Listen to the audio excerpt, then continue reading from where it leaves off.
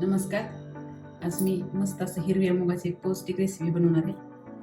आपल्याला हे हिरव्या मुगाचा टिक्की चाट बनवायचा आहे. त्यासाठी मी इथे हे 7-8 तास मूग भिजत घातले. आता यातलं आपल्याला हे वरचं पाणी काढून घ्यायचं. आता यातलं मी सगळं वरचं पाणी काढून टाकलेले. तर आपल्याला हे हिरवे मूग मिक्सरमध्ये वाटून घ्यायचे. त्यासाठी आपल्याला अगोदर 2-3 हिरव्या मिरच्या आणि थोड्याशा लसूण पाकळ्या वाटून घ्यायच्या. आता हे हिरवी मिरची आणि लसूण आपलं बारीक झाले. यामध्येच आपल्याला हे थोडे थोडे करून मूग वाटून घ्यायचे. याला पाणी नाही टाकायचं अजिबात,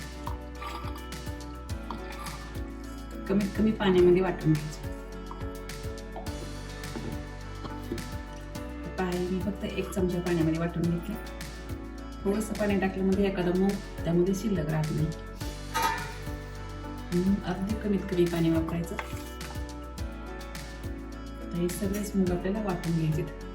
आता हे सगळे मूग मी वाटून घेतले. आता यामध्ये आपल्याला काही भाज्या टाकायच्या.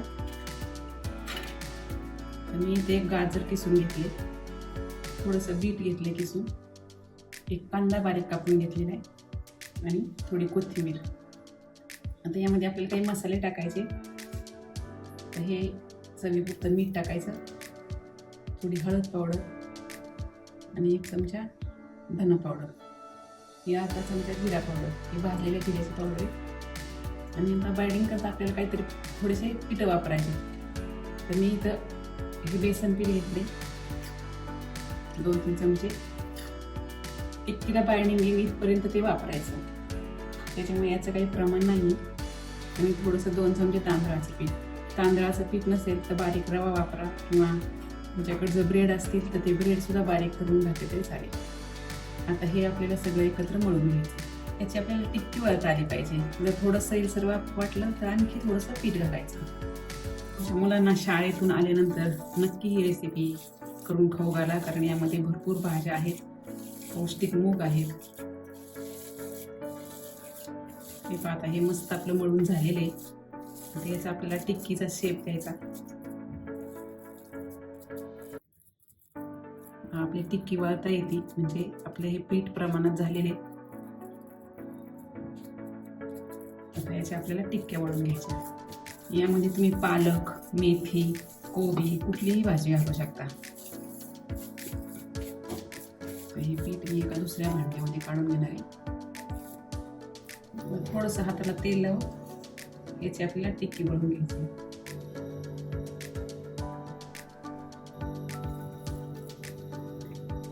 याला आपल्याला तळायचं नाहीये, याला फक्त थोडंसं तेल टाकून भाजून घ्यायचं. त्यामुळे जास्त जाड नाही ठेवायच्या. इथं असं एवढ्या जाडीच्या ठेवायच्या.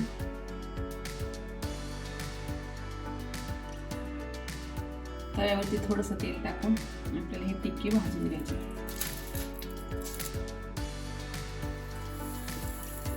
हे मंद गॅसवरती आपल्याला भाजून द्यायचं चांगलं.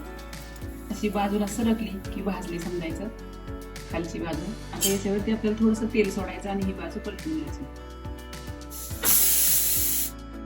ही बाजू ही छान आपल्याला कुरकुरीत होईपर्यंत भाजून घ्यायची. मस्त अशा दोन्ही बाजूने मी छान खरपूस अशी टिक्की भाजून घेतली. आता हे काढून घेऊ आपण. मस्त आपले हे टिक्के सगळ्या तयार झालेत. आता आपण हे खाण्यासाठी एका ताटामध्ये तयार करू. याच्यावरती आपल्याला थोडंसं दही टाकायचं. याच्यावरती थोडंसं चिंचेचं पाणी, थोडी बारीक शेव, थोडी किसलेली काकडी, थोडी कोथिंबीर. मस्त आपली ही हिरव्या मुगाची टिक्की चाट तयार आहे. नक्की करून पहा. आवडल्यास लाईक करा, शेअर करा आणि चॅनलला सबस्क्राईब करा.